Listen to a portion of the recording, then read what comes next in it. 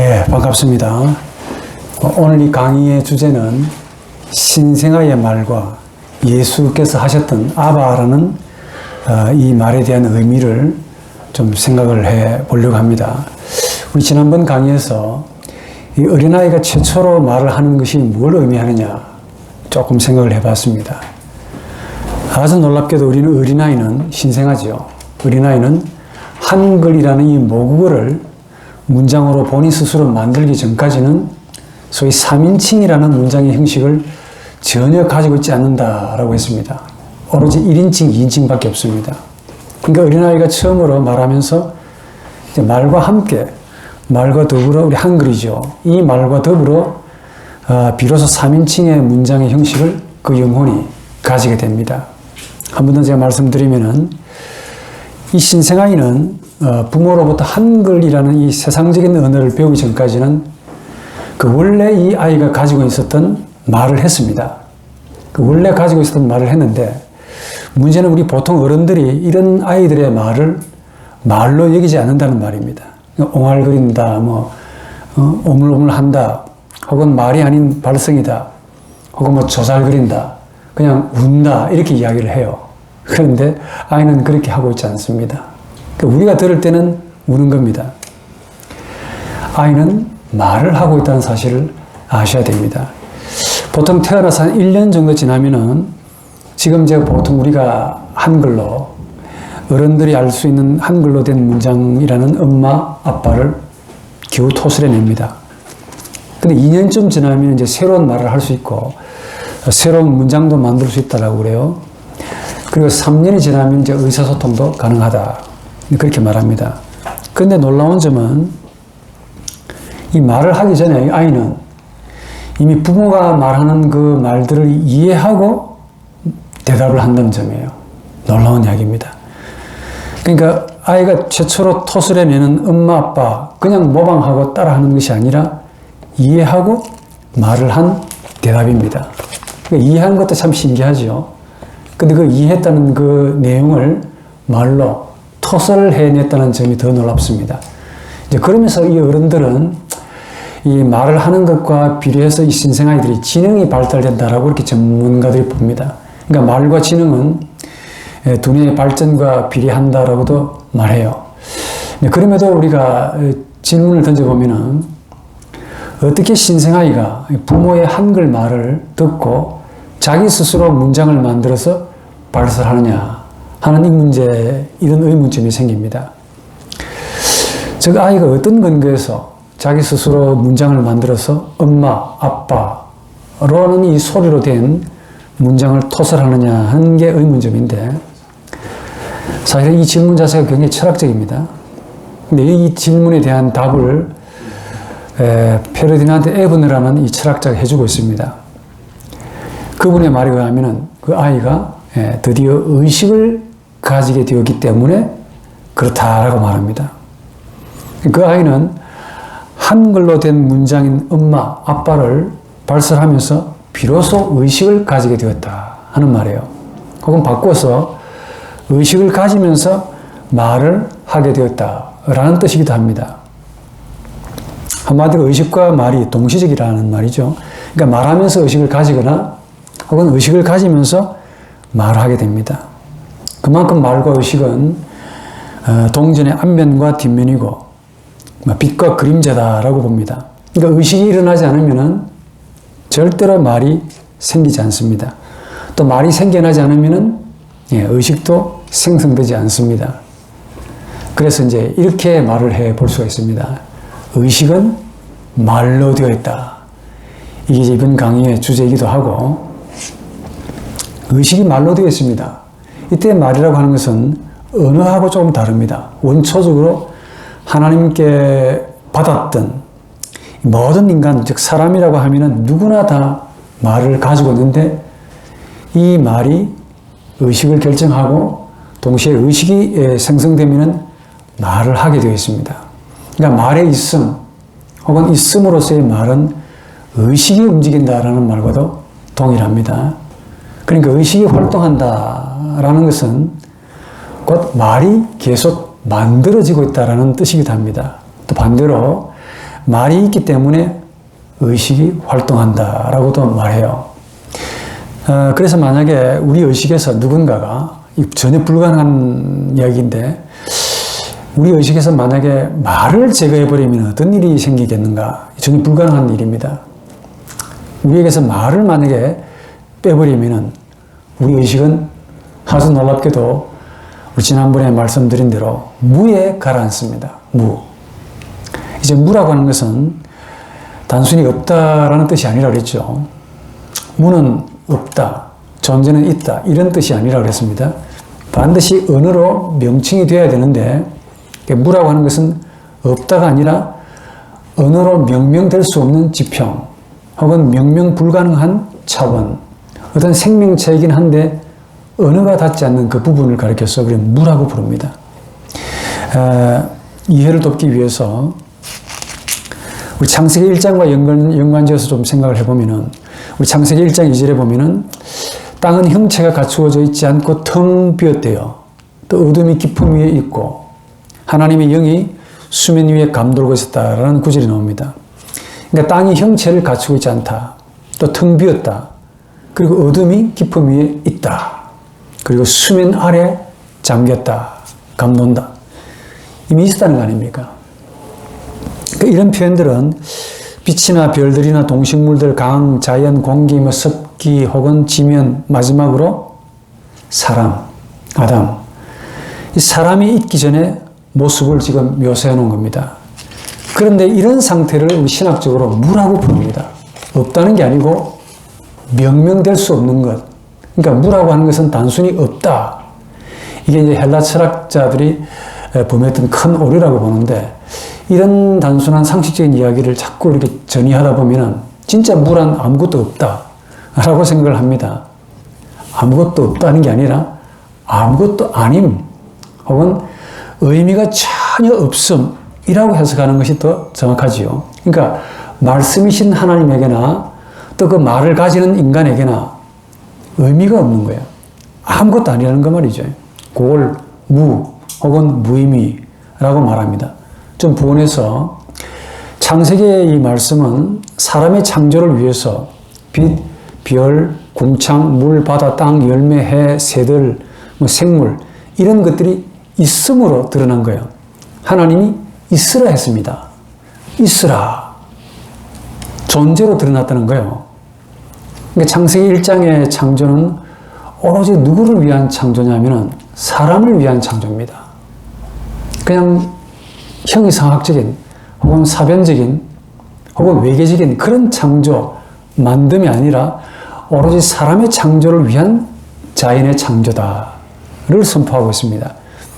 이 빛, 별, 궁창, 바다, 땅, 동식물 전부 다 뭘 위해 있느냐? 사람을 위해 있음으로, 드러남으로 창조되었다. 그러니까 사람에게 이 모든 것들이 존재의 의미로, 영적인 의미로 다가온다는 말이죠. 그만큼 사람이 독특한 존재입니다. 그러니까 하나님이 있으라 했습니다. 이때 있으라 하다 보니까 오해를 하는데, 하나님이 도깨비 방망으로 뚝딱 나와라, 금 나와라, 뚝딱, 은 나와라, 뚝딱 이렇게 만들었다라고 생각을 하기도 해요. 그렇지 않습니다. 맨 마지막에 사람을 창조하시는데 창조라 그럽니다. 사람의 있음을 위해 이 모든 것들이 별, 빛, 궁창, 바다 이 모든 것들이 의미로, 사람에게 의미로 있는 자연들로 드러난 겁니다. 그러니까 천지 창조가 오로지 사람의 창조를 위한 연극 무대로 만들어졌다는 거예요.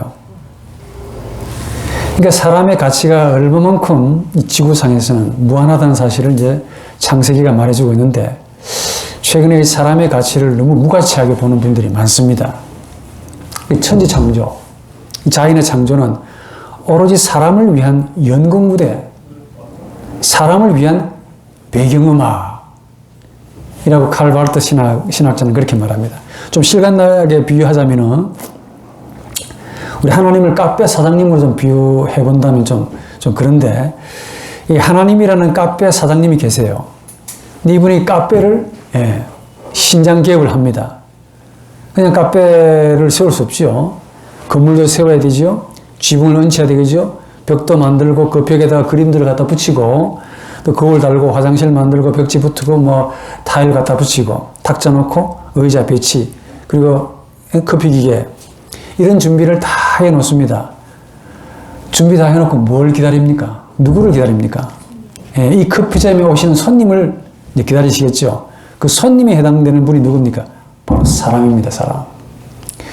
사람이 바로 이 카페의 주인공이고 카페에 있는 모든 것들이 사실은 이 사람을 위한 의미 있는 연극 무대, 배경음악에 해당되는 아주 잘 만들어진 하나님이 그렇게 잘 만들어 놓은 자연입니다.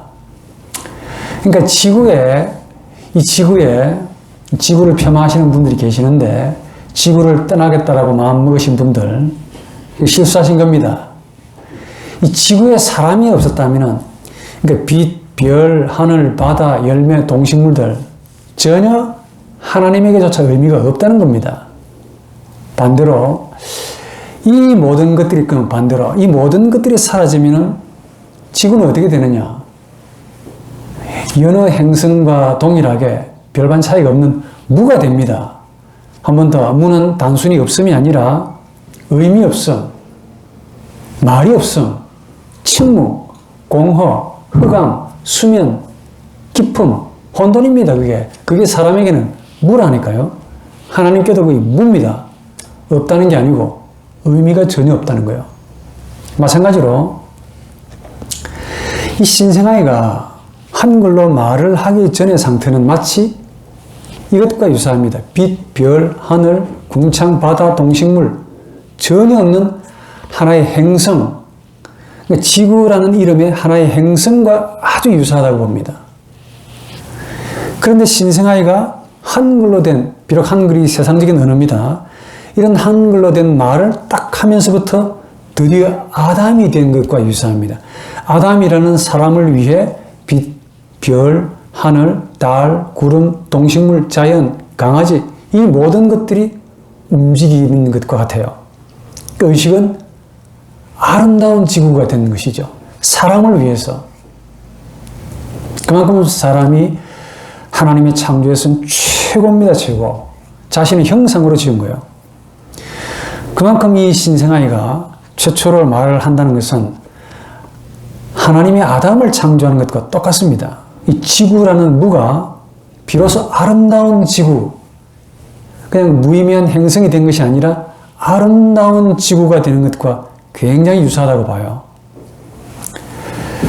그런데 문제는 하나님께는 참 아름다울 텐데 문제는 그 사람이 문제입니다.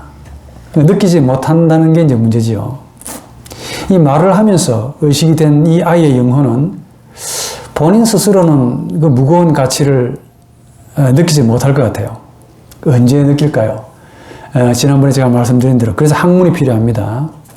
그 아이가 자라면서 학문도 하고 공부도 하고 책도 읽고 이 깊은 사유를 하게 되면 그때 가서야 공부한 만큼 깨달은 만큼 느낀 만큼 사유한 만큼 자신이 말을 처음 하게 된 사건을 아주 무겁게 느낄 것이라 그리 봅니다.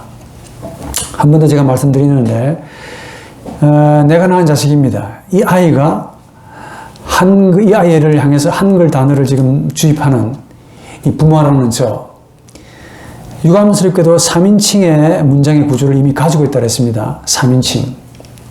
그런데 그 단어를 배우고 있는 아이는 아주 흥미롭게도 3인칭을 가지고 있지 않습니다. 전혀 가지고 있지 않습니다. 적어도 말을 하기 전까지는. 그래서 어른인 우리가 엄마 아빠가 아이한테 가르치는 엄마 아빠다 라는 그 의미와 또 아이가 발설하는 엄마 아빠 마치 따라하는 것처럼 보이지만은 엄마 아빠 최초로 발설하는 것 이 의미는 완전히 다르다고 했습니다. 조금 더 부인하자면은 요걸 위해서 인칭에 대한 설명을 좀 해야 될 것 같아요. 저나 여러분들이 인칭을 이제 말하게 되면은 어떤 식으로 이해하는 거니까 문법적인 기능이다 이렇게 생각해요. 인칭. 근데 인칭은 원래 처음부터 인칭이 아닙니다. 그러니까 사람이나 하나님, 그러니까 하나님이나 사람, 인격이죠. 하나님의 인격 혹은 사람의 인격, 하나님의 사람을 지칭하는 하나의 말인데 이 첫 번째 말입니다. 그냥 사람이 아니고 하나님이나 사람, 인격적인 존재인 하나님과 또 인격적인 존재였던 혹은 인간을 지칭하는 데 이게 인칭이라는 말을 씁니다. 정확하게 말하면 말하는 인격 혹은 말씀하시는 하나님, 말하는 사람을 가리켜서 인칭이라고 불러요. 이걸 문법적인 말로 지칭하게 되면 인칭이라고 부릅니다. 영어로는 person, 독일 말로는 페르존이라고 부릅니다. 헬라어로는 프로소폰, 라틴어로는 페르조나, 그 비슷한 말인데, 근데 이 페르조나라는 이 라틴어나 프로소폰이라는 이 헬라어 말을 우리 한글 성경에서는 어떻게 번역했는가 하니까 전부 얼굴로 번역했어요. 어디 앞에서 혹은 얼굴로. 근데 이 페르존이 나옵니다. 페르존, person. 이 person이라는, 페르존이라는 말은 굉장히 다양한 뜻을 가집니다. 인칭 혹은 인격, 얼굴, 가면도 있어요. 근데 언어 문법적으로는 인칭을 지칭하기도 합니다. 1인칭, 2인칭, 3인칭. 여자적으로 번역하면은 인칭이 아니라 사실은 인격이라고 해야 됩니다. person, 페르존이라고 그러잖아요. 헬라어로 프로소폰, 라틴어로 페르조나. 이 원래 고대 헬라인들은 연극을 많이 했는데 그냥 생 얼굴로 연극한 것이 아니라 가면을 쓰고 있습니다. 그때 가면을 쓰게 되면은 본래 이 발음이 좀 공명돼서 나오죠. 그 공명된 소리를 가진 그 얼굴을 가리켜서 프로소폰이라고 부릅니다. 그걸 페르조나, 가면이라고 불러요. 1인칭은 first person이죠. 독일 말로 에스테 페르존, 첫 번째 인격이라는 말입니다. 이게 근원적으로 하나님을 두고 말해요. 인정하기 싫어서 그런데. 그러니까 말을 거시는 자신을 first person, 에스테 페르존, 첫 번째 인격, 이걸 하나님이라고 부릅니다. 2인칭이 뭐냐면 second person이죠. 두 번째 인격. 혹은 zweite 페르존. 누구냐면은 말을 듣는 인격을 두고 말합니다. 너무도 잘 아는 상식이 있는데 말하는 사람은 한 사람이죠. 그런데 그 말을 듣는 분도 반드시 한 사람이라는 사실을 아시는가 모르겠습니다. 원래 말은 말하는 자 한 분과 그 말을 듣는 자 한 분밖에 없습니다. 그 두 분 사이에 일어나는 어려운 말입니다. 말의 사건, 보르트게슈엔, 말의 사건입니다고. 말은 항상 두 분 사이에 일어납니다. 근데 어느 한 분이 수십 명, 수백 명을 앉혀놓고 말을 하기도 하죠. 연설, 강연 혹은 강의. 그런데 한 분이 말을 수백 명을 향해서 말을 했다고 하더라도 현상적으로는 수백 명이 그 말을 듣는 것까지 보입니다. 수백 명이 들었는데 아닙니다. 수백 명이 각각이 들은 거예요. 즉 수백 명이 왕창 듣는 게 아니고 수백 명 전체가 한꺼번에 듣는 게 아니라 그 수백 명의 각각 개인이, 페르존, 펄슨이 그 말을 듣는 겁니다. 그러니까 한 분이 수백 명 가운데서 말을 들은 겁니다. 수백 명이 들었다라는 말은 틀린 말이죠. 한 분이 수백 명 가운데서 말하는 자의 한 분의 말을, 그 말하는 자의 자신을 말로 들었다라는 뜻이죠. 결국 무슨 말이냐면은 한 분이 한 분에게 말하는 것 똑같습니다. 한 분이 수백 명을 향해서 말하는 것이나 한 분이 한 분에게 말하는 것이나 똑같은 겁니다. 듣는 자는 각각의 개인으로 그 말을 듣는다. 굉장히 신기한 건데 반응이 없으십니다. 됐습니다. 그러니까 말하는 자는 한 분, 놀랍게도 그 말을 듣는 자도 한 분입니다. 이 관계를 1인칭, 2인칭의 관계라고 부릅니다. 선언적인 카테고리를 부릅니다. 혹은 자연적인 카테고리, 혹은 본연의 카테고리. 이게 없으면 인격이, 말이, 역사가 성립이 안 됩니다. 무슨 말이냐? 인격, 인칭은 반드시 말의 대화에서만 사용되고 있습니다. 그러니까 1인칭, 2인칭은 반드시 말과 관계되는 다이얼로그, 대화에서만 사용됩니다. 이런 점에서 독일의 유명한 신학자 게하르트 에벨링이라는 분이 계십니다. 아주 잘생긴 분인데 1인칭과 2인칭에서만 일어나는 그 대화, 다이얼로그 혹은 디알로그, 이 대화를 가리켜서 보르트게슈엔, 말의 사건이라고 규정합니다. 말의 사건이란 말이 일어난다는 겁니다. 말이 하나의 사건으로 일어난다는 뜻이죠. 조금 더 리얼하게 말하면 말이 말하는 자를 인격으로 만들고 또 그 말이 그 말을 듣는 자를 또한 인격으로 만드는 사건, 역사라는 뜻입니다. 그래서 말이 있는 곳에는 반드시 사건이 있습니다. 하나님이 있으라. 사건입니다. 그리고 사건이 있는 곳에는 반드시 1인칭과 2인칭이 있습니다. 말하는 인격, 첫 번째 인격, 그게 원래 하나님입니다. 두 번째 인격, 사람입니다. 말을 듣는 인격. 그러니까 말이 1인칭이라는 인격으로, 말이 2인칭이라는 인격으로 만드는 사건입니다. 그걸 말의 사건, 보르트게슈엔이라고 부릅니다. 그러니까 말하는 자, 1인칭, 또 그 말을 듣는 자, 2인칭이 있으면 반드시 말이 사건으로 일어나고 그 말이 있는 곳에는 반드시 말의 사건, 인격의 사건이 있습니다. 즉 말이 로고스가 사건으로 창조의 형태로 일어난다는 겁니다. 말이 인격적인 사건으로 일어나는 겁니다. 이게 우리 지난번 강의에서 실존에 대해서 조금 설명했는데 인간이 나에게서 나오면 실존이 된다 그랬죠. 내가 나에게서 나오면은 사건도 일도 자신에게서 나와서 사건이 되어준다 했죠. 나를 위한 사건, 존재의 의미를 부여하는 사건이 되어준다 했습니다. 이 말이 인격적인 사건으로 일어나는 거예요. 왜냐하면은 말이 첫 번째 인격과 두 번째 인격 사이에서만 일어나기 때문에 그렇습니다. 이제부터 조금씩 어려워집니다. 한 번 더. 1인칭과 2인칭 뭐냐? 말하는 인격입니다. 2인칭, 그 말을 듣는 인격입니다. 1인칭과 2인칭이 있는 곳에는 반드시 로고스, 하나님이 로고스 않습니까? 푸뉴마이신 로고스인데 반드시 말이 일어납니다. 그리고 그 일어나는 로고스, 말은 반드시 우리 인간에게는 사건이 됩니다. 뭐냐? 어떤 사건? 인격과 인격이 서로 만나는 사건이 됩니다. 요걸 우리 시간과 관련해서 말하면 현재라고 부릅니다.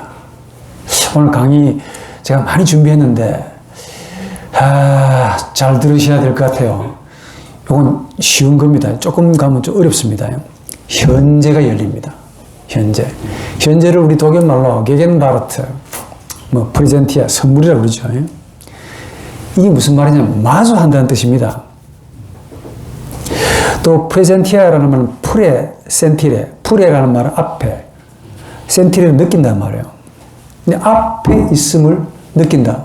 타자가 내 앞에 있음을 느끼는 것을 현재라고 부릅니다. 그걸 영어는 선물이라고 부르고 독일 사람은 그걸 마주함이라고 불렀어요.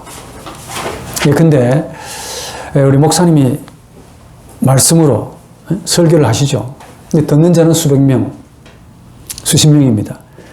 근데 그냥 숫자로 무리로 총체적으로 듣는 게 아니라 각각이 수백 명 가운데서 듣습니다.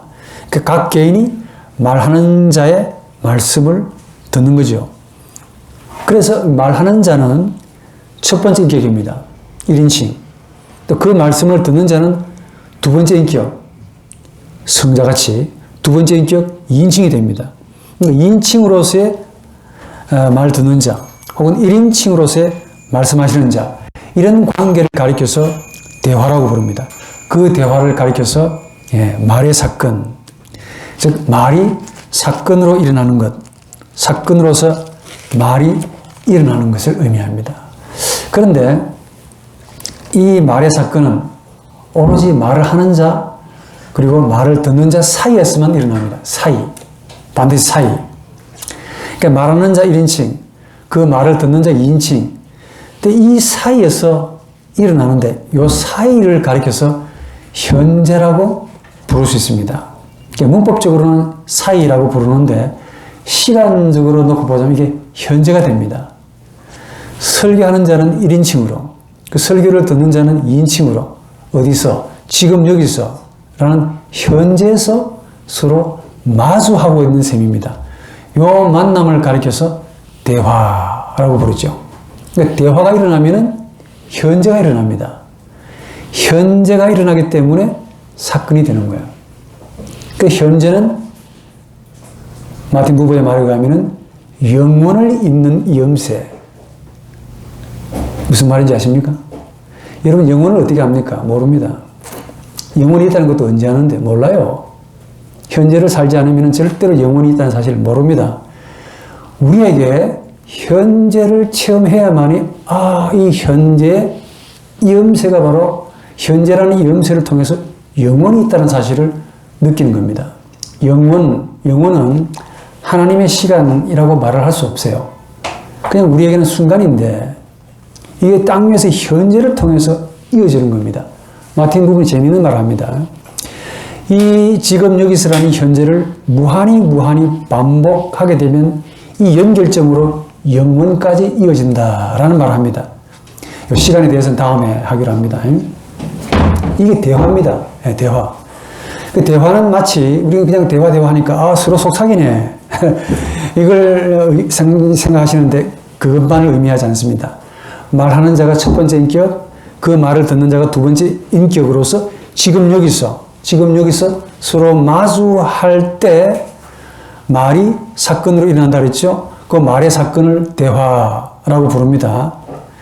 이걸 좀 리얼하게 말하면 말이 창조적으로 인간을 사람으로 만드는 천지창조의 버금가는 역사라고 해요. 그렇습니다. 그 말에 가지는 이 깊이를 우리 조금이라도 느끼면 참 좋겠다는 이야기인데, 그래서 대화는 반드시 대화는 반드시 현재, 지금 여기서 일어나는 역사입니다. 영혼이라고 하는 영혼성이 이 시간이라는 현재로 잠깐 머무는 것을 대화라고 부릅니다. 그만큼 의미가 있던 것이죠. 하나님이 아담에게 말씀하여 천지를 창조하셨죠. 대화도 이와 버금갑니다. 천지 창조가 일어나는 것과 동일하다. 왜냐? 그게 첫 번째 인격, 두 번째 인격, 그 다음에 현재, 마주함, 말. 이것들이 창조 때만 다 있었던 것이 아니고 대화에도 다 일어나는 거기 때문에 그래요. 그래서 대화를 천지 창조에 비유해도 전혀 무리가 가지 않습니다. 그런데 이 역사입니다. 이게 진짜 생생한 역사입니다. 근데 이 역사가 지나가고, 근데 설교가 지나가고 예배를 마치고 나가죠. 그럼 이 현재적인 역사를 우리 인간은 아주 놀라운 것으로 가집니다. 기억으로 가집니다. 처음에는 예배당 문을 처음 나갈 때는 아주 선명하죠. 선명한 기억. 근데 이제 이 건물을 다 빠져나가면 어떤 기억으로 바뀝니까? 아련한 기억이죠. 그럼 여러분들 집에 딱 도착하면 완전히 잊어버리는 사람은 나쁜 사람. 희미한 기억으로 가집니다. 아주 신기하죠. 참 신기합니다. 세상에 신기할 게 너무 많습니다. 신기하지 못해서 병인데, 이 현재라는 역사를 기억으로 가지는 시간을 가리켜 우리는 과거라고 부릅니다. 과거가 뭐냐면은 현재를 기억으로 가지는 시간, 즉 잃어버린 현재를 잃어버린 시간을 과거라고 부릅니다. 과거가 된 현재라고 하죠. 그런데 이 과거가 된 현재를 뭔가 서술, 묘사, 설명하려고 하는데 그때 뭐가 필요하느냐? 지금 말씀드린 3인칭이라는 문법적인 형식을 반드시 가져와야 됩니다. 우리 머리가 너무 환상적이에요. 우리 머리라는 표현은 좀 그렇고, 이성이 아주 놀라운 능력을 가지고 있어요. 우리 두뇌, 그거 말고 이성은 과거가 된 현재를 기억으로 가지고 있습니다. 영혼이 그것도 굉장한 놀라운 이야기죠. 그 기억을 지칭하고 묘사하고 서술하고 설명하려고 할 때 반드시 뭐가 필요하냐면은 3인칭을 씁니다. 3인칭. 그러니까 과거는 단순히 지나간 일을 가리키는 시간이 아닙니다. 막연하게 지나갔네. 이 진짜 상식입니다. 엄밀히 보면은 현재가 응고가 되어서 굳어버린 상태예요. 마치 우리 혈액과 혈관과의 관계를 놓고 보자면은 혈액은 혈관 속에 있을 때 살아 있습니다. 그렇죠? 근데 혈액이 혈관 밖으로 나오면 응고됩니다. 말이라고 하는 혈액이 현재라는 혈관 속에 있을 때는 살아 있습니다. 근데 과거가 되면 어떻게 되냐? 죽어버립니다. 죽는다니까 사망, 그건 좀 다른 이야기입니다. 과거가 뭐냐면은 현재를 기억으로 가지는 시간입니다. 즉 현재를 기억하는 시간이야. 과거가 뭐냐? 현재에서 만난 보르트게션, 말의 사건을 기억으로 가지고 있는 시간입니다. 그 말의 사건을 기억으로 가진다라는 말은 말의 사건이 기억으로 저장되었다를 뜻합니다. 한 번 저장되면 삭제가 되지 않습니다. 다 훗날에 집단 모식, 하나님의 형상이 거하는 그 지평을 제가 소개할 때 설명해 드리겠습니다. 빈당한 이야기인데 아이가 한 번 뭘 배우죠. 의식은 잊어버리는지도 모릅니다. 절대로 잊어먹지 않습니다. 잘 배우셔야 돼요. 잘 가르쳐야 되고. 다시 과거로 들어와서 과거가 뭐냐면은 보르트게션, 이 말의 사건이 일어난 현재를 상실하는 것을 의미합니다. 그래서 현재적인 사건이 과거적인 사건으로 변한 것, 즉 생명이 있겠습니까? 없겠습니까? 과거는 생명이 없습니다. 생명은 오로지 현재밖에 없어요. 이 생명이 죽은 상태를 과거라고 부릅니다. 이 말을 제가 무슨 말씀을 드리고자 하면은 성경이라는 것도 텍스트죠. 텍스트입니다. 단순히 과거적인 사실, 한때 일어났던 일, 그걸 기억으로 담아놓은 사건이 아닙니다. 그 안에 인격적인 사건이 들어가 있어요. 1인칭과 2인칭, 말씀하시는 분, 그 말씀을 인격적으로 들으셨던 분, 그 만남, 체험, 현재, 그걸 고스란히 성경이 담고 있습니다. 그걸 다시 지금 여기서 끄집어 와가지고 다시 그걸 재현, 현재로 가져와야 하는 이 역사를 행해야 됩니다. 누가? 교회가, 누가? 목회자가, 누가? 신학자가. 이걸 해석학의 과제라고 부릅니다. 그것도 다음에. 바로 이 관계에서 3인칭이 등장합니다. 즉, 과거에서 비로소 3인칭이 드러나요. 과거가 없다면 3인칭 필요 없습니다.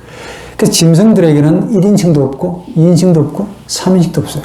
과거도 없고, 미래도 없고, 현재가 없습니다.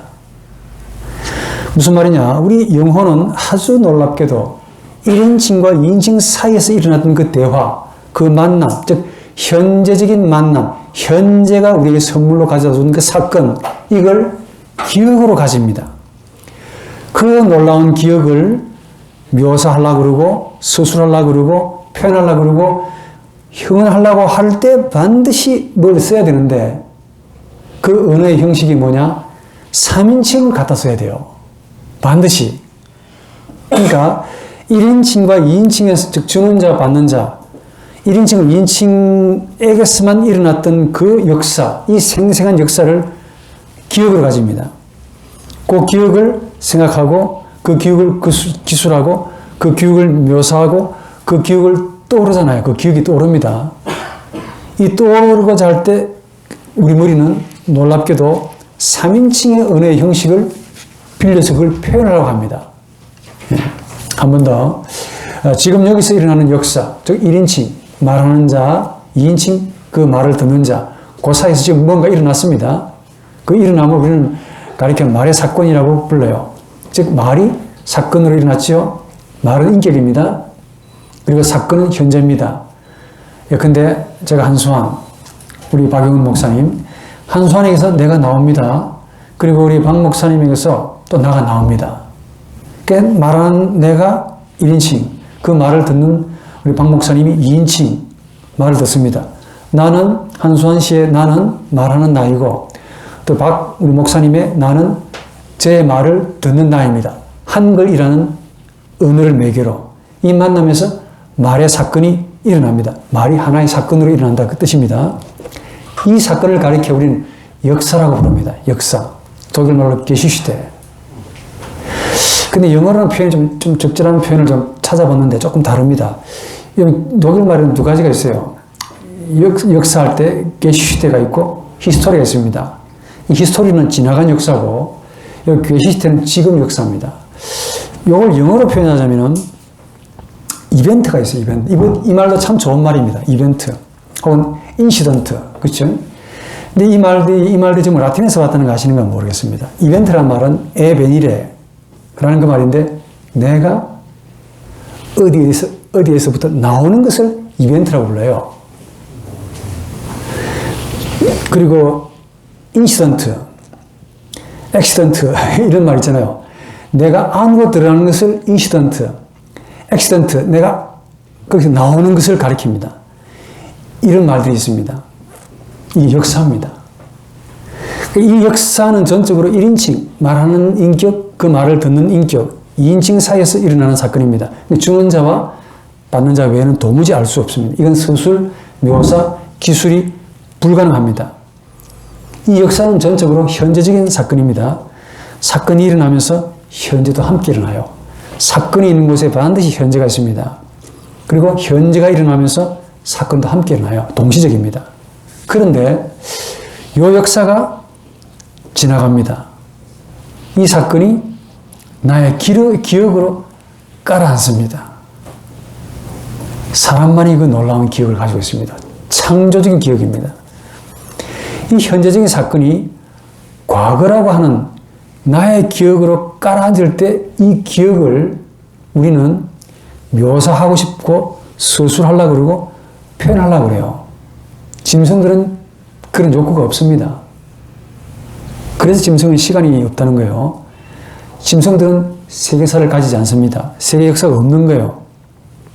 역사가 없기 때문에. 이 기억을 우리 인간만이 가지고 있는데 이걸 어떻게 표현해야 될까요? 놀랍게도 우리 인간의 이성 혹은 의식 혹은 머리 이것은 뭘 가지고 만들어냅니다. 바로 3인칭이라고 하는 the third person, the 드리테 페르존 이 3인칭이라는 아주 놀라운 문장의 형식을 가지고 이걸 서술 묘사한다는 겁니다. 그러니까 페르소나, 펄슨 혹은 페르존이 라틴어 페르소나에서 왔는데 그 페르소나가 가면이라는 뜻인데 진짜 가면을 쓰는 거예요. 가면을 벗겨버리면 그 생명이 나옵니다. 가짜가 아닙니다. 생명이 가면을 쓴 것과 똑같아요. 3인칭이라는 가면을 쓴 거예요. 단적으로 말하면은 과거가 된 역사를 우리 히스토리, 지나간 역사라고 불러요. 그건 현재를 상실한 과거의 사건이죠. 그러니까 지금 여기서 라는 현재가 사라지고 그때는 그때 거기서 한때 라는 과거의 시제로 깔아앉습니다. 이 과거를 우리 머리는 반드시 3인칭의 말, 3인칭의 문장의 형식을 빌려서 표현한다는 점입니다. 바로 이 3인칭은 과거를 표현할 때 반드시 쓰는 문장의 형식입니다. 오늘 여러분들에게 1인칭, 2인칭, 3인칭을 이렇게 소개하는 이유는 다음번에 강의를 위한 겁니다. 이 3인칭은 우리 머리가, 우리 이성이 혹은 우리 의식이 현재를 잃어버리고 그 잃어버린 현재를 기억으로 가지고 있는데 이 기억을 나타내고 설명하고 묘사하려고 쓰는 문장의 형식입니다. 현재가 너무 소중하다 그 말이에요. 이 소중한 현재가 기억으로 가지고 있어요. 그래서 우리 의식은 잃어버린 이 현재가 너무 소중하기 때문에 이걸 끌어내려고 애를 씁니다. 3인칭이라는 방식으로 형식을 빌려서 말을 빌려서 이걸 설명하고 표현하려고 그래요. 그만큼 현재가 중요한 겁니다. 현재가 사라지는 과거, 현재 없는 미래, 꽝입니다. 의미가 별로 없습니다. 참고로 우리가 나라고 할 때 앞으로 계속 이야기하겠습니다만 집단적인 나도 있고 개인적인 나도 있습니다. 우리는 개인적인 나만 생각하시죠? 막시엘라 같은 사람은 집단적인 인격이라는 말을 해요. 집단적인 나도 있습니다. 집단적인 기억도 있고 집단적인 말 잘하고 있나요? 개인적인 기억도 있고 개인적인 나도 있고 개인적인 기억도 있습니다. 그리고 집단적인 나도 있고 집단적인 기억도 있어요.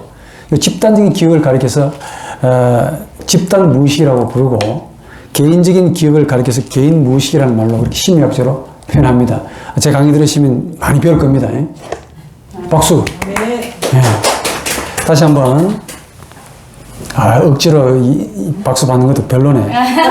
다시 한번 이 부모가 우리 부모님이 어른인 부모가 어린 아이에게 엄마 아빠라는 한글 단어를 주입하는 것을 다시 한번 예로 들어볼게요. 지금 부모님은 엄마 아빠라는 말을 자신의 아이에게 전수했습니다. 그렇죠? 근데 유감스럽게도 그때 전수한 엄마 아빠는 3인칭의 말입니다. 과거의 말이라니까요. 죽은 말입니다. 이 3인칭의 생명이 없는 말이기 때문에 그걸 단어라고 부릅니다. 말이 아닙니다. 단어입니다. 단어는 현재의 말이 아니라 과거를 담은 말입니다. 생명이 없습니다. 그래서 그냥 단어라고 불러요. 그러니까 엄마가 가르치는 엄마, 아빠가 가르치는 아빠라는 의미는 이런 뜻입니다. 이분은 엄마입니다. 이분은 아빠입니다. 라는 의미를 가진 문장입니다. 사실은 죽은 말들이에요. 기억을 가졌다는 말이고 한때 누군가로부터 들었던 말입니다. 유감스럽게도 3인칭의 표현이죠. 정확하게 분야하면 이분은 This is your mom, 뭐 This is your daddy, 뭐 이런 표현입니다. 죽은 말입니다. 엄마, 아빠라는 이 단어는 이미 소위 객관화된 말입니다. 즉 1인칭, 2인칭에서 이미 오가는 말이 아닙니다. 1인칭은 나뿐이고 나, 2인칭은 너뿐입니다. 나머지는 전부 3인칭. 엄마, 아빠, 동생, 밥, 우리 집 강아지, 아파트, 자동차, 뭐 언니, 누나, 할머니, 교회 전부 다 3인칭입니다. 이 3인칭의 모든 말들 요거는 단어입니다. 죽은 언어입니다. 흔적입니다. 흔적. 시제가 과거이기 때문에. 그러니까 생명의 시체이죠. 그러니까 살아있는 생명체를 지칭하는 말이 아니고 살아있는 생명체를 기억으로 가지는 혹은 사유된 단어입니다. 생명이 아닙니다. 생명, 즉 살아있는 생명체를 지칭하는 말은 딱 두 가지밖에 없어요. 나, 너, 그렇습니다. 1인칭, 2인칭밖에 없습니다. 집단적인 나도 있고 개인적인 나도 있습니다. 나와 너 빼놓고는 전부 3인칭의 말들이에요. 이 나쁘다 좋다의 의미가 아닙니다. 그럼 다시 원초적인 질문을 되돌아해보죠. 3인칭은 누가 창조했습니까? 하나님이 창조하신 겁니까? 아닙니다. 인간이 만들었습니다. 인간은 되게 추상적인 관념이고 조금 더 리얼하게 인간의 영혼이 만들었어요. 조금 더 구체적으로 인간의 두뇌가 만들었습니다. 그거와 조금 더 구체적으로 인간의 의식, 인간의 이성이 관념으로, 추상으로, 사변으로 만들어 놓은 겁니다. 뭘? 3인칭을. 이게 놀랍다는 겁니다. 일단 문제가 있지만 놀라운 겁니다. 그래서 생명, 실제가 아니라 죽은 것, 문화된 것, 추상, 관면, 사변적인 것, 죽은 말들입니다. 단어들입니다. 영생이 없다니까요. 이 단어를 많이 아는 것도 필요합니다. 그러나 그 말을 많이 안다고 해서 생명으로 가는 것은 아닙니다. 왜냐하면 죽은 말들이기 때문에, 살아있는 말이 없기 때문에 그래요. 왜 죽은 말이냐? 과거이기 때문에. 왜 죽은 말이냐? 현재가 없기 때문에. 예. 그러니까 부모님은 죽은 말을 아이에게 심어 놓은 겁니다. 모르셨죠? 그런데 아이는 엄마 아빠가 심어 놓은 그 죽은 말, 죽은 씨를 그대로 따라하지 않고 인칭의 말, 생명의 말로 바꿔서 토설하고 있다는 거예요. 놀래야 됩니다. 아이고, 아이의 저 소리 발성이 되게 응성하네, 되게 허술하네, 되게 조잡하네 라고 말씀하시는데 의미는 다릅니다. 죽지 않고 살아있는 말을 지금 아이가 하고 있다는 거예요. 나는 너로서 엄마라는 신이다. 나는 너로서 아빠라는 신이다. 혀도 잘 안 돌아갑니다. 소리가 너무 응성해요. 정확하지도 않아요. 마치 부르짖는 듯한 느낌을 갖습니다. 의미는 너 엄마요, 너 아빠요, 너 엄마라는 신이요, 너 아빠라는 신이요. 그런 말을 지금 부르짖고 있습니다. 부르짖고 있어요. 부르짖고. 고함을 치고 있다니까. 아이가 최초로 이 내뱉는 말은 말하는 것이 아닌 진짜 부르짖는 말입니다. 엄마라는 문장을 아이 지금 본인이 지금 말하고 있는데 말하는 그 아이 영혼은 통곡하고 있습니다. 부르짖고 있다니까요. 여러분 지금 느낌이 별로 없으셔서 느낌을 환기시킨다는 의미에서 실화입니다. 제가 유럽에서 목회를 한 6년 했는데 목회를 할 때 어느 집에 신방을 갔습니다. 아이가 이제 한 100일 3개월 됐던가요? 기도를 해달래요. 이제 갔는데 이 아이가 무슨 말을 합니다. 한글도 아니요. 독일말도 아니죠. 영어도 아니요. 제가 뭔가를 이렇게 말하려고 해요. 이게 막 온몸을 그냥 하면서 뭔가를 이제 토설하고 하고 있었습니다. 근데 그 광경이 저한테는 굉장히 강한 인상을 받았습니다. 이런 인상이었습니다. 저는 지금 부르짖고 있다, 이거. 말하는 정도가 아니고, 온갖 얼굴에 근육을 다 세워가지고, 악을 쓰고 있는 듯한 인상이에요. 그러니까 자기를 낳아준 엄마는 저기 가 있고, 저 혼자 지금 아이를 보고 있습니다. 근데, 가만히 보고 있으니까 아이가 지금 계속 지금 저놈이 나 싫어서 그런 건가? 그것도 아닌 것 같아. 지금 엄청 지금 힘을 써가면서 악을 쓰고 좀 통곡 비슷하게 지금 부르짖고 있습니다. 뭔가 이제 말하고 있는 것 같은데, 안간힘을 다해서, 뭔가를 지금 토설하고 있는 것 같아요. 야, 제가 지금 무슨 말을 하는가 좀 솔직히 알고 싶죠. 근데 그때는 제가 목회하는 그때는 몰랐습니다. 그 아이 앞에서 앉아 있었지만은, 엄마는 저기 있고, 그러니까 아이가 막 악을 쓰니까 엄마가 뭘 집어넣어요, 입에다가. 시끄럽다 이거지. 아주 궁금했습니다. 아이가 도대체 뭘 말하고 싶어 할까? 무엇 때문에 저렇게 악을 쓰고 온갖 근육을 다 세워가지고 발버둥 치면서 말하려고 할까?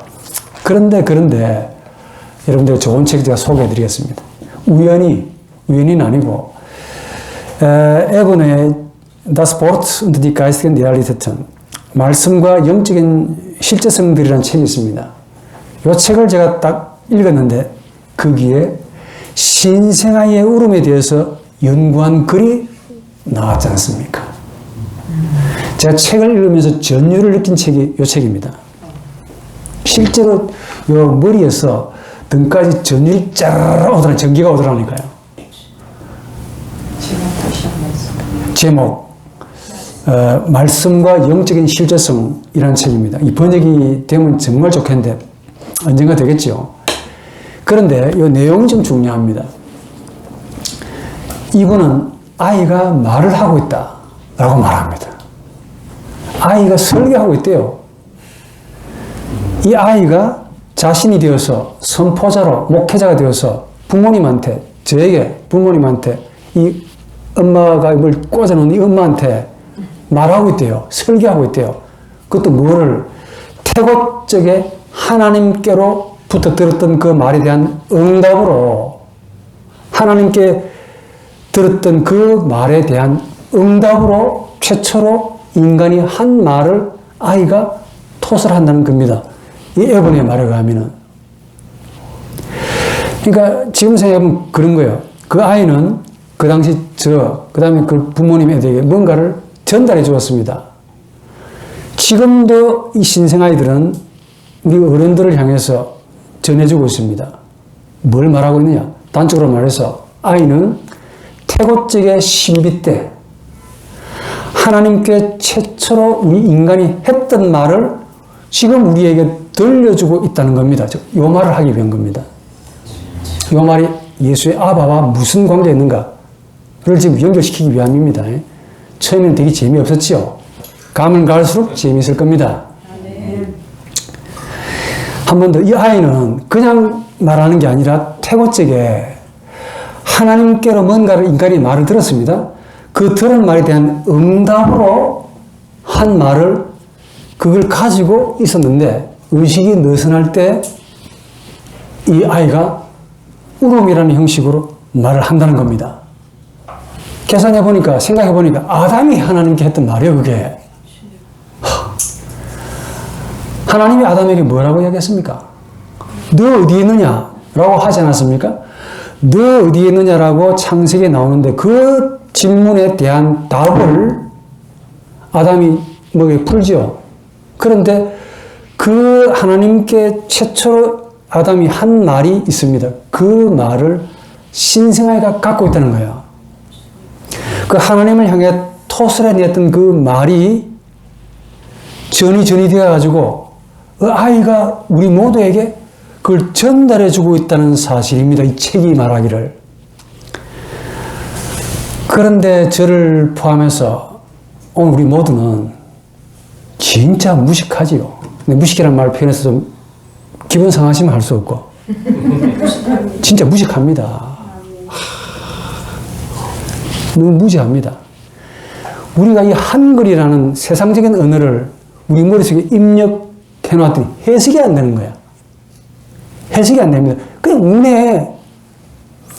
만약에 여기서 우리가 만약에 우리 영혼에 지금 입력되어 있는 한글 시스템을 제거해버린다면 분명히 그 아이가 전해준 그 말을 알아들었을 겁니다. 그건 하나님이 우리 인간에게 하셨던 말이고 그 하나님을 향해서 우리 인간이 최초로 태고직에 우리 인간이 최초로 한 말입니다. 그게. 그 아이는 우는 게 아닙니다. 응선하게 바보처럼 저렇게 말하는 게 아닙니다. 중얼거리는 게 아니란 말이야. 비록 혓바닥이 굳지 않았습니다. 또렷하게 말을 못해요. 그런데 우리 어른들에게 부르짖고 있는 거야. 아직 의식이 느슨하기 때문에. 근데 그 부르짖음은 바로 태고직에 하나님을 향해 아담이 토설한 말이었습니다. 이 신생아인은 분명히 태고직에 처음으로 하나님께 말했던 그 아담의 말을 지금 우리 인간들에게, 어른들에게 전해주고 있다는 거예요. 단적으로 한 번 더. 신생아인은 태어나자마자 우리에게 전해주고 있었습니다. 무엇을? 태고직에 하나님께 처음 인간이었던 그 아담이 했던 말이었습니다. 비록 울음이라는 형식으로 토설한 문장입니다. 그 의미가 뭐냐? 에브리에 말하면 나 있음이래요. 나 있다는 말입니다. 그게. 그 나 있다, 나 있음이라는 말이 바로 태고적 아담이 하나님을 향해 했던 그 말입니다. 그 말을 왜 하는데? 창세기 보니까 너 어디에 있느냐라는 하나님의 질문이 있었다는 겁니다. 이게. 그 질문에 나 있습니다. 창세기는 곱상하게 뭐라고 표현합니까? 하나님이 두려워서 숨었습니다. 이렇게 표현되어 있죠. 두려워서 숨었대요. 근데 그 말이 학문적으로 실제로 있었다는 거 아닙니까? 그 말을 들은 아담의 충격이 엄청났다는 사실을 전제합니다. 이 충격이 지워지지 않은 거예요. 그래서 고스란히 전이 전달되어 가지고 아직 의식이 굳지 않는 이 신생아의 말로 그대로 전달되어서 우리에게 어른들에게 들려주고 있다는 겁니다. 다시 한번 이 신생아의 말은 나 있다 라는 말입니다. 그런 의미의 말입니다. 근데 이 말을 왜 할까요? 신생아이가. 왜 어른인 우리에게 이 말을 할까요? 이 말은 태고직에 처음 인간이 했던 말이랍니다. 근데 나 있다라는 말을 왜 할까요? 너 어디에 있느냐라는 말을 들었기 때문에 그렇겠지요. 그냥 나 있다라는 말을 아이가 왜 하냐고요. 그래서 창세기의 말이 절묘하게 학문적으로 뒷받침해주고 있다는 겁니다. 누가 창세기를 설화, 동화라고 말합니까? 응하게 증명해주고 있잖아요. 하나님께로부터 너 어디 있니? 그라는 그 말을 들었기 때문에 아담은 나 있습니다. 뭐 두려워서 어쨌든 나무 뒤에 숨었으면 어쨌든 간에 나 있다라고 하는 거야. 그 말이 전이 되어가지고 아직 의식이 굳지 않은 그 신생아의 영혼에서 잠재되어 폭발적으로 부르짖음으로 토설되어 나온 겁니다. 그런데도 우리 그 아이의 말이 우리에게는 해석이 안 됩니다. 왜냐? 왜 해석이 안 될까요? 우리가 한글이라는 세상적인 언어로 우리 의식을 아스팔트로 깔아놨기 때문에 그래요. 우리 영혼은 지금 죽은 겁니다. 아스팔트 깔려있어요, 지금. 한글이라는 시스템으로. 그러니까 이 한글이라는 아스팔트, 모국어, 혹은 외국어, 이런 언어들로, 이 세상적인 언어들로 쫙 이 우리 뇌를, 의식을 지배하다 보니까, 이 세상적인 언어가 지배하다 보니까, 해석이 안 되는 거예요. 우리 귀에는 운다, 울음이다. 왜 아는 체 하고 있는 거죠? 아는 체 해서는 안 됩니다. 그렇겠죠? 영어를 잘 배우면 어디 가서 잘 살 수 있겠습니까? 미국, 영국, 그렇죠. 독일에 잘 배우면 어디 가서? 유럽 가서 굶어 죽지는 않습니다. 히브리어 잘 배우면 어디 가서 살겠습니까? 이스라엘. 라틴어 잘 배우면 이탈리아. 헬라어 잘 배우면 그리스 잘 삽니다. 그런데 하나님은 이런 생명의 하나님이시죠. 미국, 영국, 독일, 프랑스, 이스라엘, 이탈리아, 그리스에서만 계시는 분이 아닙니다. 지금 여기서 우리와 함께 계시는데 우리가 느끼지 못하는 거죠. 지금 우리들의 의식을 지배하고 있는 이 모국어 혹은 외국어, 이것들을 삭제해야만이 하나님을 만날 수 있을는지 모릅니다. 하나님은 꾸준하게 우리에게 전류를 지금 보내고 있습니다. 그런데 우리가 코드가 달라요. 우리 영혼에 입력되어 있는 언어들을 삭제를 하면 좋겠는데 절대로 삭제가 되겠습니까? 안 되겠습니까? 안 된다는 데는 문제가 있습니다. 이런 의미로 우리 옛날 말, 우리 한글 속담이 맞는 말입니다. 한 번 배운 도둑질은 어떻게 돼요? 손발을 찍어낸다 해도 버립니까? 못 버립니까? 못 버립니다. 맞는 것 같아요. 한 번 입력된 이 후천적인 언어는 절대로 제거가 안 된다는 데 이제 문제가 있습니다. 무슨 말이냐면은 우리가 원초적인 하나님의 로고스 말씀을 만나는 기회가 없다는 말입니다. 이거 비극이요. 세상적인 언어가 우리의 의식을 완전히 뒤덮고 있기 때문에 아스팔트가 깔려 있어요. 이 세상적인 의식을 가진 우리가 전혀 세상적이지 않는 이 하나님을 만나는 길, 이게 우리에게는 불가능합니다. 절망스럽죠. 만나는 길이 없는가? 만약에 여러분들이 저에게 물으시면 없습니다.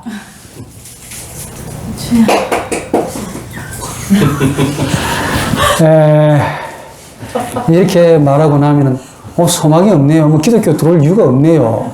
뭐 종교 가질 필요가 뭐 있겠습니까? 라고 또 여러분들이 이제 묻고 싶은 얼굴인데 제가 지금까지 연구해 본 말은 없습니다. 우리 노력으로는 불가능해요.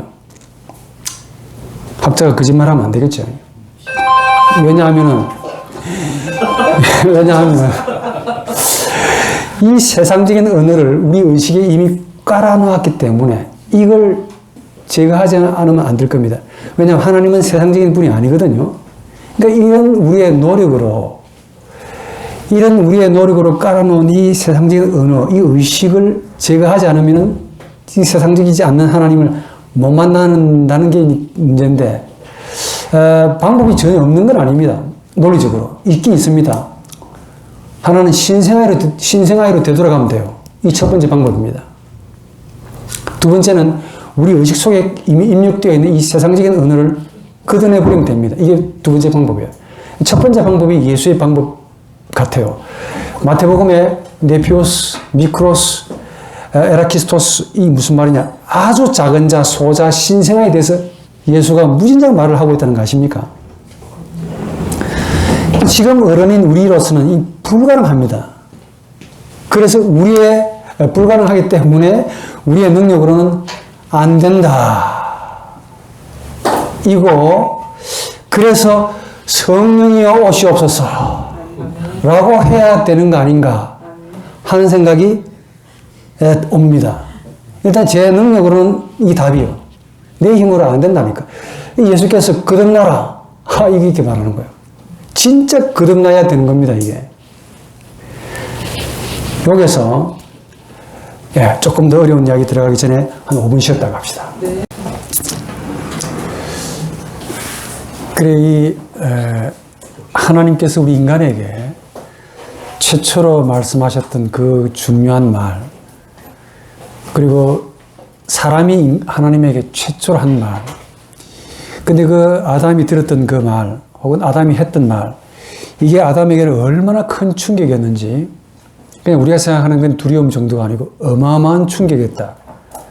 이 충격이 사라지지 않고 신생아이라는 조그마한 아이한테서 그대로 의식 속에, 의식이 아니죠. 소위 무의식이라는 것이 지평 속에 깔아앉아 있다가 의식이 아직 응고되기 직전에 울음으로 토설한 내용이다 하는 그 이야기입니다. 잠깐만, 혹시 질문도 되나요? 녹화하고 있으니까. 네, 녹화. 네. 그런데 이걸 여러분이 이해하셨다면은 예수의 아바라는 이 의미와 한번 결합을 시켜보면 더 환상입니다. 참고할 만한 정보를 여러분들에게 소개하는데, 지금 우리가 사용하는 세상적인 언어 가운데 한 개를 우리 예수께서도 사용했다는 점이 특이합니다. 근데 그분이 우리 예수님이 사용하셨던 언어 가운데 특이한 말이 나와요. 아바라는 말인데, 우리 예수는 이 아람어를 많이 썼습니다. 당연히 그 당시 이제 히브리어도 쓰셨고, 헬라어도 하셨고, 라틴어도 잘 하셨습니다. 히브리어는 그 모세 율법을 해석해 놓은 할라카라는 게 있어요. 이 할라카와 성전과 회당에서 같이 관계할 때 예수는 분명히 히브리어를 썼을 거라고 봅니다. 그 다음에 라틴어는 로마가 이 팔레스타인을 점령하고 있었기 때문에 공적인 문서입니다. 공적인 언어이기 때문에 라틴어를 잘 하셨다. 그런데 아람어를 일상적인 언어에서 많이 씁니다. 예수가. 아람어는 BC 한 5, 6세기에서 AD 6, 7세기에 지금 시리아 혹은 메소포타미아의 지역에 사용된 언어인데요. 지금의 시리아는 이라크 언어의 원조격이죠. 근데 예수가 사셨던 그 갈릴리 지방에서도 아람어를 썼습니다. 일상적인 언어였습니다. 그러니까 아람족은 한 1000년 동안 활발하게 활동했죠. 이집트, 아시리아, 바빌론, 페르시아 영향을 많이 줬습니다. 근데 그 예수가 쓰신 말 가운데 아바가 있는데, 이 아바를 우리 한글 번역에 아빠로 번역했습니다. 제 개인적인 생각은 좋은 번역은 아니다 하는 생각을 제가 먼저 말씀을 드리고 왜 그런지를 설명할게요. 대부분의 학자들이 이 예수가 쓰신 그 아람어 아바를 가리켜 우리 예수께서는 자신의 하나님과 아주 친밀하게 친숙하게 아주 가깝게 지내셨기 때문에 이 말을 쓰셨다 이렇게 말합니다. 그래서 그런가 우리 한글 성경에도 한 3번 정도 나옵니다. 전부 다 아빠로 번역되어 있어요. 아빠, 아버지 이렇게. 물론 우리가 아빠라는 말은 아버지보다는 좀 더 친숙한가요? 제 개인적인 생각은 아버지가 훨씬 더 친숙한 표현 같은데 아빠로 쓰고 있습니다. 그럴 수 있다고 봐요. 좋다 나쁘다를 떠나서. 근데 문제는 이 아바가 어떤 의미를 가지고 있는가를 좀 아시는 게 중요합니다. 지금까지 정설로 인정하는 연구되어 온 바로는 독일의 신약학자 요아킴 예레미야스라는 분이 있습니다. 탁월한 독일의 그 신약학자인데 이분이 아바에 대한 연구를 굉장히 많이 했습니다. 근데 이 예레미야스도 아바라는 이 말이 예수 자신의 아버지와 굉장히 친밀하고 가깝게 깊은 유대감을 담고 있는 말로 쓰셨대요. 인정합니다. 그런데 어원에 대해서는 모른답니다. 모른대요. 이분이 굉장한 연구를 많이 했는데 BC 1세기, AD 1세기, 2세기, BC 2세기까지 그 당시에 아람어, 히브리어, 라틴어, 헬라어 모든 문헌을 다 뒤졌는데 뒤진 것도 놀랍지 않습니까? 이거 어렵습니다. 이거 공부해보면은 이 의학 때문에 사람이 녹습니다. 이걸 다 뒤졌는데 유독 아바에 대해서는 없다는 거예요. 예수가 그 아바라는 말을 썼대요. 그러면서 예레미야스가 뭐라고 덧붙이냐면은 특이한 말을 합니다. 아바가, 예수가 쓰셨던 아바가 신생아의 말과 직접적으로 관계있다. 라고 말하는데 제가 놀랐습니다. 이 신생아이가 저절을 딱 떼면은 최초로 최초로 말하는 2개의 말이 아바와 임마랍니다. 근데 임마라고 하니 또 엄마를 연상하기 쉽죠. 우리 한국 사람 참 쉽게 말합니다. 발음상 뭐 비슷하다 그래서 엄마로 번역 잘 모르겠습니다. 그럼에도 불구하고 이 예레미야서는 아바를 가리켜서 입시시마 폭스 예수, 즉 예수의 육성이다라고 말합니다. 예수가 직접 하신 말이다 그 말이죠. 생생한 예수의 육성이다 라고 말하면서 이 아바를 근거로 댑니다. 그 신생아이가 엄마의 젖을 이제 먹다가 젖을 뗄 때가 됐습니다. 그럼 최초로 2개의 말을 발설한대요. 그러니까 아이가 젖을 먹다가 젖을 떼면 얼마나 서럽습니까? 그 아이의 서러움은 인정해 주셔야 돼요. 이 자식이 빨리 밥을 먹고 커야 안 되겠냐라고 뭐라 하시면 그 부모님의 생각이고, 이 무식한 부모님이 되시면 안 됩니다. 아이가 지금 젖으로 평안을 느끼다가 젖을 갑자기 떼면 얼마나 서럽습니까? 힘들다니까요. 고통스럽잖아요. 그때 나오는 말이 아바, 이마. 근데 이 말은 아이들이 원래 가지는 감탄사라고 말합니다. 그러면서 예레미야서는 주장하기를 예수는 이 아바를 거룩한 말, 신성한 말로 간주했다는 겁니다. 좋은 책을 소개해드리면은 요아킴 예레미야스가 썼던 테올로기 데스 노이엔 테스타멘트, 그 신약 신학이라는 책이 번역되어 있습니다. 참 좋은 책입니다. 이 예레미야스의 주장을 제가 일부 받아들입니다. 받아들이게 되면 무슨 말이 성립되는 거 아닙니까? 첫째, 아바가, 그 예수가 하셨던 그 아바라는 말은 신생아의 말과 직접적으로 관계한다는 것. 두 번째는 혹격 혹은 감탄사라는 것. 세 번째는 아바를 예수가 굉장히 거룩한 말로 간주하시고 이걸 자신의 공동체에게 전수하셨고 바울이 이걸 배웁니다. 그래서 성경에 2번을 담아놓았습니다. 그런데 이 예레미야스와 조금 이전에 아주 진지하게 아까 말씀드린 바 에버너라는 오스트리아 언어 철학자가 신생아의 말에 깊은 연구를 했습니다. 에버너는 신생아의 말이 문장이랍니다. 정확하게 말하면 복모음으로 되어 있는 문장이다 라고 말하면서 의미까지 소개해줘요. 의미가 뭐냐면 나 혹은 나 있다. 그러니까 신생아이가 지금 옹알거린다, 말을 한다, 뭐 과음 지른다, 운다 그런 게 아니고 복모음으로 되어 있는 문장을 토설하고 있고 그 의미는 나 있다 라는 의미인데 그 신생아의 말은 나라는 의미를 가진 문장이고 더 깊은 의미는 너 어디에 있느냐라는 그 말을 들었기 때문에 나 있다 라는 말을 한다는 겁니다. 이건 제 생각입니다. 그런데 예레미야스와 에분의 주장을 서로 딱 겹치게 되면은 한 몇 가지 명제가 딱 나옵니다. 하나는 아바가 이렇게 해석이 돼야 한다는 그 말이죠. 아바는 신생아이가 토설한 말이고 두 번째는 그 말은 상대를 부르는 혹격 혹은 감탄사라는 말이고 세 번째는 이 아바를 예수가 거룩한 말로 간주하셨다. 네 번째는 그 의미가 나 있다 라는 말입니다. 거기에 제 해석을 담아놓으면 나 있다라는 말을 왜 하느냐? 너 어디에 있느냐라는 말을 들었기 때문에 나 있다 라고 말을 한다는 거죠. 그래서 이 아바 아버지라는 말은 나인 아버지입니다. 그렇게 번역하는 게 참 좋은데 거기서 이제 아바라는 말은 나라는 말인데 이게 감탄사 내지 혹격이라는 말입니다. 여러분 혹격이 문법적으로 어떤 기능을 하는 거 아시죠? 혹격은 내가 상대를 부를 때 반드시 쓰는 격입니다. 그러니까 상식적으로 혹격은 부르는 내가 1인칭 말하는 인격이 되어야 상대를 부를 수 있습니다. 혹격을 쓸 수 있어요.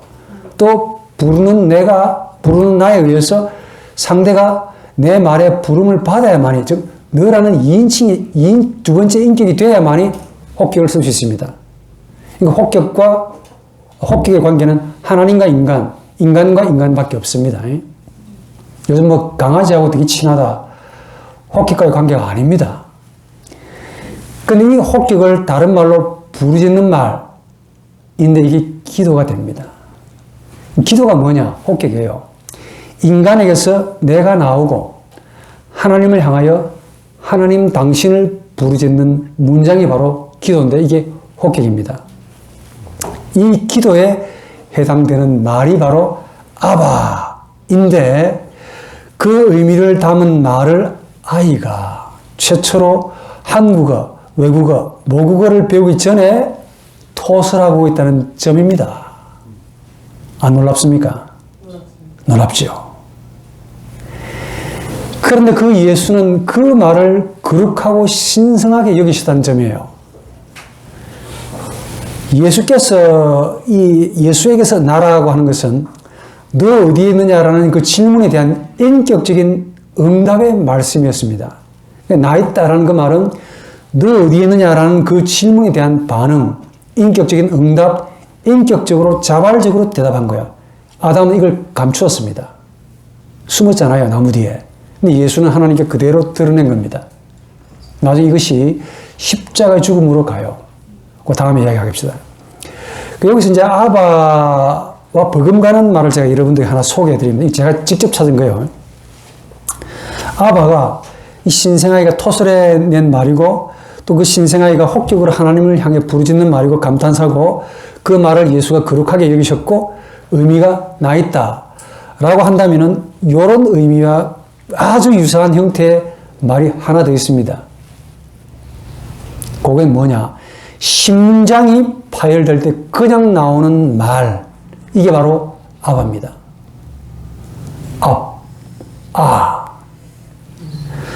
예수가 십자가상에서 고통으로 부르짖던 말이 있습니다. 아람어로 엘리 엘리 라마 사박다니. 그래서 엘리, 엘은 하나님이고 그 리라는 말은 2인칭 이격으로 갖다 전미사를 갖다 붙여서 나예라는 말이죠. 이 말이 무슨 말이냐면 그냥 어떤 분은 주석가는 뭐 시편에 있는 말을 갖다 붙였다. 그분의 생각이고 예수가 그 말을 하셨을 때는 심장이 아작이 난 거야. 심장이 파열될 때 나오는 가장 고통스러운 신음소리가 아바입니다. 그 아바에 해당되는 엘리입니다. 엘리. 나의 하나님. 근데 이제 신생아의 말로 다시 되돌아오자면은 아이는 태어나자마자 어른인 우리들에게 이미 말하고 있다는 겁니다. 그냥 말하고 있는 것이 아니고 처절하게 통곡하고 있었고 고통하고 있었고 부르짖고 있었다는 점이죠. 부르짖었습니다.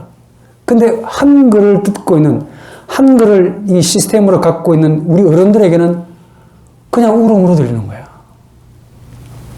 이 울음, 이 아이의 그 토설된 문장이 어째서 우리 어른들에게는 울음으로 들리느냐는 말이죠, 이게. 이 비극입니다. 우리의 이 귓구멍, 이게 잘못된 거 아닌가? 아니면은 신생아이가 잘못 말하고 있거나, 뭐 둘 중에 하나겠죠. 근데 신생아이가 잘못 말하고 있다라고는 말할 수 없습니다. 아이가 무슨 죄가 있는데. 왜 아이는 말하고 있고, 부르짖고 있고, 혹격으로 탄식하고 있고, 심지어 처절하게 울부짖고 있는데, 부모인 어른들은 뭐라고 하십니까? 입에 끼웁니다. 시끄럽다고. 심지어 울지 말라고, 아가야 울지 말라고 섬그늘에 섬집 아이를 불러줍니다. 착한 엄마는. 도리 그 아이를 달래주고 있습니다. 과연 이 아이 이 말이 우는 말이겠습니까? 아이는 왜 우는 것처럼 말하고 있고, 그리고 아이는 왜 울음으로 부르짖고 있습니까? 아이는 왜 어른인 우리에게 울음으로 자신을 토설하고 있냐고 말이에요. 근데 이 아이의 울음을 우리는 해석을 못하면서 그냥 울음으로 듣고 있는 거죠. 아이는 분명히 말하고 있습니다. 라고 학자들은 말하죠. 예수도 그 아바를 거룩한 말이라고 했습니다. 신생아의 말은 아바와 그가 너무너무 유사한 말입니다. 그 의미는 나 있다 라고 했습니다. 그 나 있다라는 말의 의미를 담은 말을 왜 합니까? 태고적에 너 어디에 있느냐라는 말을 처음으로 들었기 때문에 거기에 대한 응답을 해야 하지요. 그 응답을 누가 했다는 말입니까? 창세기 보니 아담이 했다는 그 말입니다. 그 말을 창세기 기사는 아주 이쁘게 동화처럼 부드럽게 아주 대화처럼 그렇게 말하는데 실제는 리얼리티는 엄마하게 고통스러웠다는 겁니다. 참을 수 없는, 견딜 수 없는 고통을 느꼈기 때문에 이걸 제거할 수 없어가지고 뒤로 넘겼습니다. 아래로. 넘기면서 그 의식이 아닌 지평으로 구분되기 시작한 거야. 다음에 말씀드리겠습니다. 그 이후로 아담의 의식, 영혼이 의식과 무의식으로 구분되는 겁니다. 이 말 때문에. 그럼 도대체 이 나라는 의미를 담은 이 말이 왜 아이에게는 울음으로 토스를 하고 있는 걸까? 왜 예수는 그 말을 당시 예수의 공동체에 참 거룩한 말이다라고 그분들에게 전수해줬고 바울이 쓰고 있고 지금 우리에게 지금 있습니다. 왜 이 아이는 혹격으로 되어 있는 이 말을 울음으로 우리에게 여전히 지금도 현재 진행형 말하고 있느냐는 말이죠. 참 궁금하죠. 그래서 이 아이를 보고 있으면은 아이의 얼굴을 보고 있는데 눈물은 흘리지 않는데 울고 있습니다. 근데 분명히 기쁨이 돼야 될 텐데 굉장히 슬퍼집니다. 뭐 저만 그러는지 모르겠는데 태어나자마자 온갖 근육, 있는 근육을 다 사용해가지고 울음으로 부르짖고 있습니다.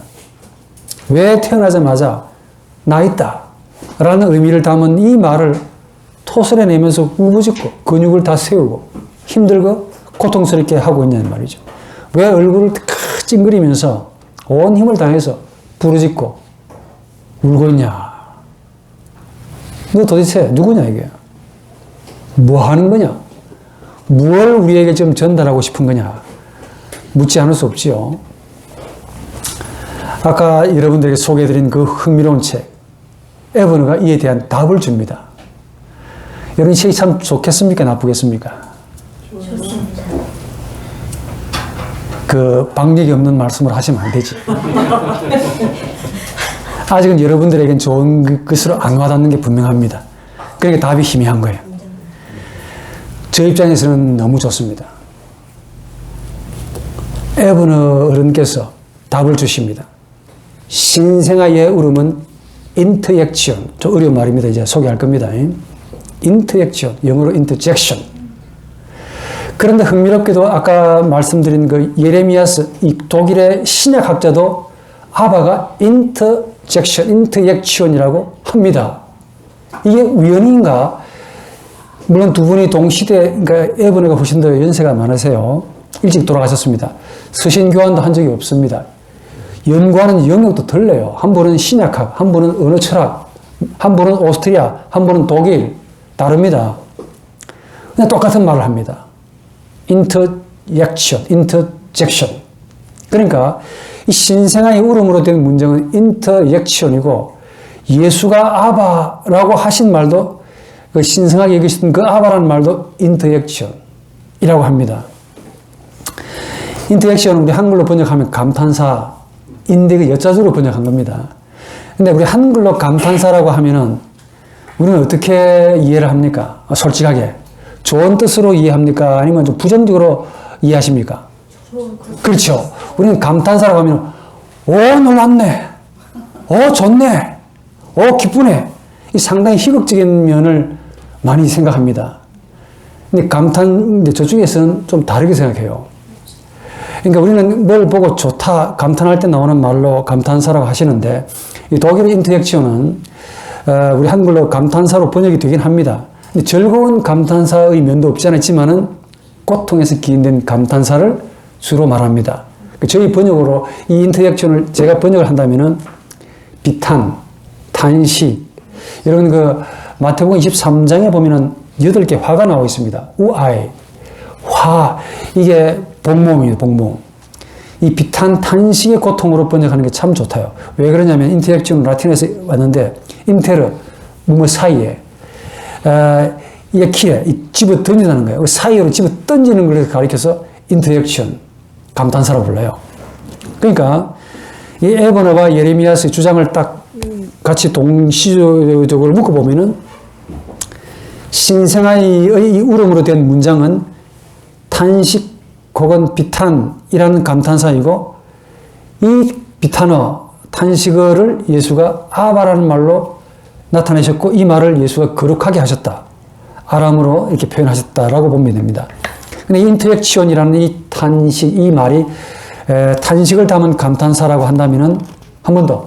이 신생아이가 혹은 아바가 오늘 여러분들에게, 저나 여러분들에게 무엇을 말해주고 있느냐를 좀 아셔야 됩니다. 한 번 더. 왜 신생아이는 현재 진행형입니다.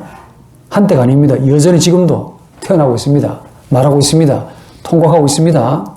왜 신생아이는 태어나자마자 탄식이 가득한 말을, 이 말을 우러물어 하고 있으며 예수는 2000년 전에 아바라는 탄식 어린 말로 우리에게 제시를 하고 있냐고요.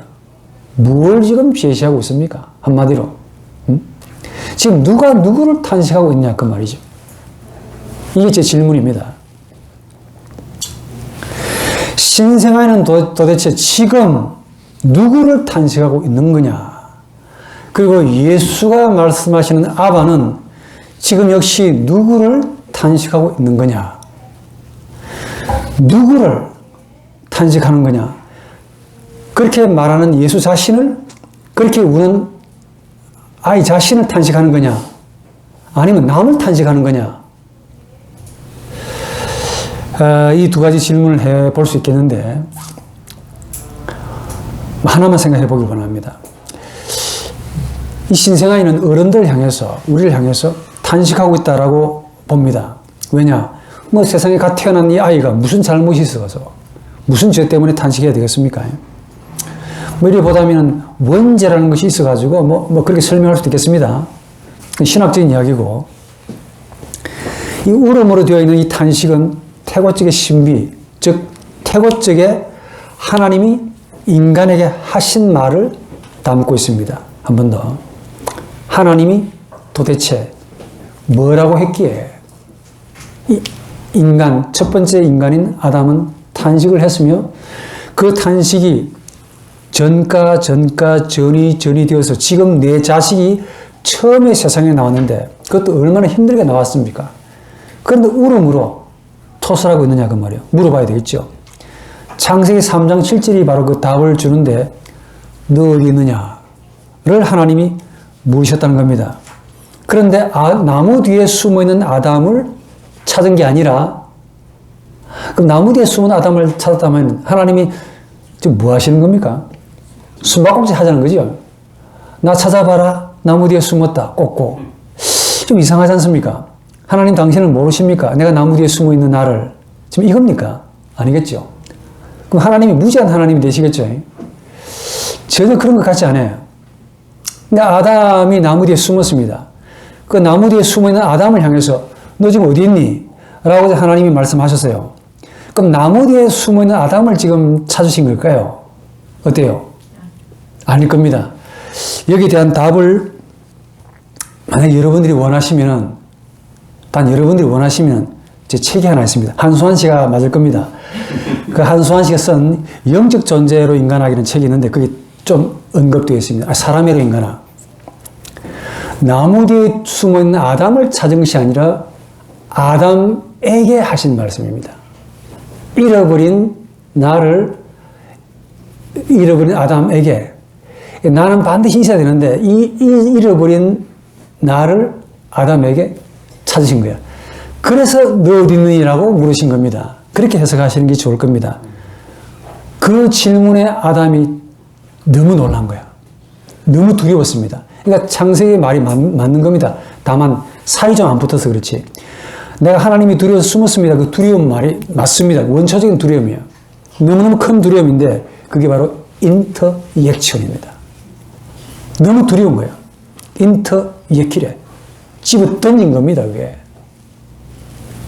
사이로 던져버린 겁니다. 그 누군가가 나를 던져버렸다는 그 탄식, 비탄어, 슬픔, 고통을 담고 있는 말입니다.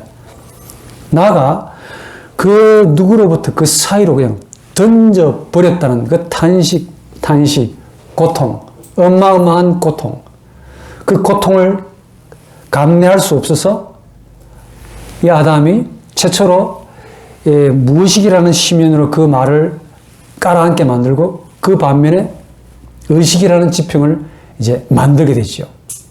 그 이후로 아담이 우리와 똑같은 의식 그리고 의식이 아닌 지평이라는 영혼을 가지게 된 겁니다. 결국 신생아에는 우리에게 부르짖고 있다 라는 점을 잊지 말아야 됩니다. 어떻게 부르짖고 있습니까? 탄식이라는 혹은 고통이라는 감탄사로 부르짖고 있습니다. 그 감탄사가 마태복음 23장에 우알, 화로 표현되어 있고 예수가 하신 아람어 아바, 엘리. 근데 그 탄식은 인간의 모든 말들, 모든 언어들의 가장 밑바닥에 깔려있는 정서를 대표하고 있다고 해야 됩니다. 지금 우리 인간들, 우리 여기 계신 분들만 아니고, 그러니까 모든 인간들이 하는 그 모든 말, 언어들, 그 언어들은 궁극적으로 말로 되어 있습니다. 말은 사건으로 되어 있어요. 인격적인 관계를 담고 있습니다.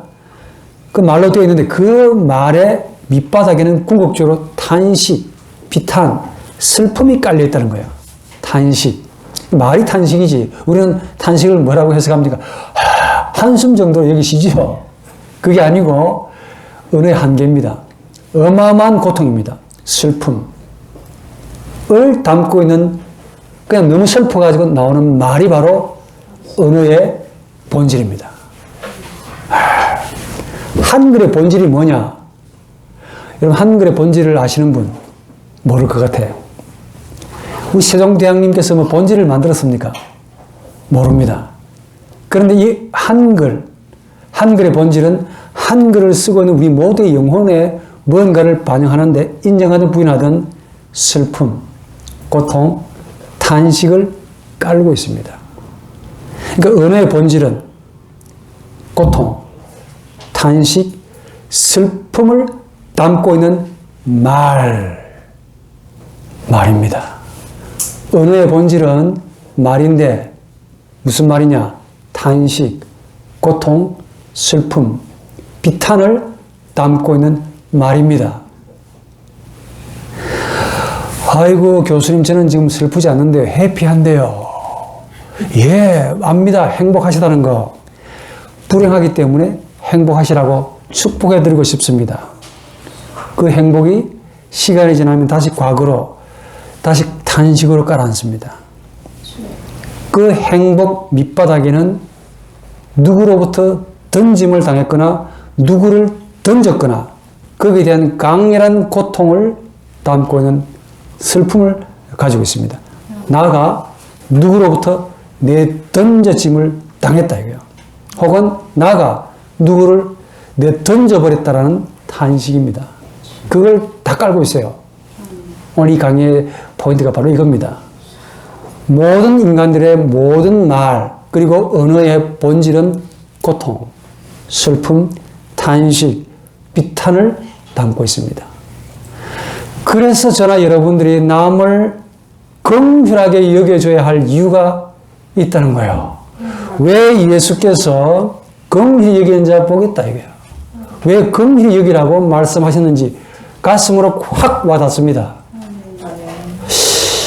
우리 예수님은 어떻게 이 사실을 아셨을까요?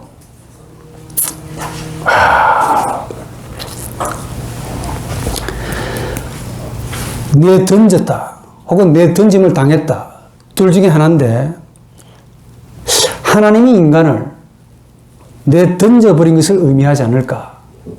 다른 하나는 인간이 하나님을 내 던져버린 것을 의미하지는 않을까? 이 두 가지 의문이 자연스럽게 듭니다. 만약에 하나님이 인간을 내 던져버렸다 라고 한다면 우리는 이것을 신학적으로 죄인이라고 부릅니다. 맞죠? 죄인입니다. 죄인은 죄를 어느 정도 가지고 있는 정도의 사람을 의미하지 않습니다. 다음에 하겠지만은 우리 인간의 리비도가 얼마나 악하냐면은 진짜 악합니다. 이거 그냥 악하다라는 말로 포장이 안 됩니다. 악하다라는 말도 되게 순화된 말입니다, 이게. 실제로 하나하나 포를 뜨면은 생생하게 와닿을 겁니다. 하나님이 인간을 던져버렸다. 죄인입니다, 이거는. 반대로 그럼 인간이 하나님을 던져버렸다. 이게 뭐가 되느냐면 예수의 십자가 죽음이 되는 거예요. 우리가 얼마나 악하냐면은 예수를 십자가에 죽여야 할 정도로 심각하대요. 이거 정말 이거 정말 가면 갈수록 더하네요. 예? 하나님이 나 던져버렸다. 이것도 문제가 큰데 우리가 하나님을 던져버렸대요. 어디에로? 십자가상에. 그래서 인터액션이라는 이 말 속에는 두 가지가 다 들어있습니다. 하나님이 인간을 내 동댕이 쳐버렸다 이게. 반면에 또 인간이 하나님을 내 던져버렸다 이겁니다. 그러니까 하나님과 인간은 원수가 되어버린 겁니다. 완벽하게 원수입니다. 전자, 즉 하나님이 인간을 내 던져버렸다 라는 이 상태를 우리는 심판이라고 해야 됩니다. 심판 받습니다. 반드시. 심판은 받았기 때문에 주어질 겁니다. 그렇죠? 심판 받아본 적이 없는 사람은 심판이 뭔지도 모를 거 아닙니까? 심판 받아본 사람이 심판에 대해서 무서운 전율을 느낍니다. 심판 받은 거예요. 하나님이 인간을 내 던져버린 겁니다. 심판입니다. 반면에 인간이 하나님을 내 던져버렸다. 인간이 하나님을 죽인 겁니다. 와. 사람이 사람을 죽이는 정도로만 뉴스에 나오는 줄 알았더니, 이거 뭐, 하나님을 죽이네요. 성경을 펼쳐보니까 진짜 그렇습니다. 육신의 옷을 입고 온 그 예수를 죽이더라고. 누가요? 하나님을 믿는 종자에서 미안합니다. 하나님을 잘 믿는 그분들이 어쨌거나 전자든 후자든, 즉 하나님이 인간을, 반면에 인간이 하나님을 버리든 말든 공통점이 있습니다. 근본적으로 인간이 하나님 앞에 문제, 아주 심각한 문제. 무슨 문제냐? 하나님이 인간을 내 동댕이 칠 만큼, 내 던져버릴 만큼 근본적인 문제 있고, 반대로 인간이 하나님을 던져버렸다는 거예요. 도무지 구제받을 수 없는 문제입니다, 이거. 엄청난 고통이죠. 그래서 신생아이가 우는 겁니다. 너 자신을 알라고. 소크라테스의 말이 아닙니다. 아이가 우는데 엄마는 그냥 시끄럽다라고 입에다가 재갈을 물리네. 재갈 물리면 안 되겠죠. 들어야 될 건데. 왜 신생아이는 비탄, 탄식, 고통을 담고 있는 인터액션을 태어나자마자 울음이라는 말로 말하고 있냐, 이게. 부모는 이것도 모릅니다. Happy birthday to you. 축하합니다. 그런데 이런 부모님의 모습이 무엇과 닮았습니까? 너 어디 있느냐라고 물으시는 그 하나님 앞에 나무 뒤에 딱 숨었습니다. 그 아버지 아담과 너무 닮았지 않습니까? 아이는 고발하고 있는데 뭘 고발합니까? 당신 하나님 죽였지요? 라고 아바로 고발하고 있는데 Happy birthday to you. 이 고발당하신 어른은 너 생일 축하한다. 얼굴 싹 돌려버리고 앞면 돌려버리고 축하한다. 행복하라. 이거 완전히 아담이죠. 조금만 영적으로 깨어있으면 완전히 아담입니다. 한 번 더.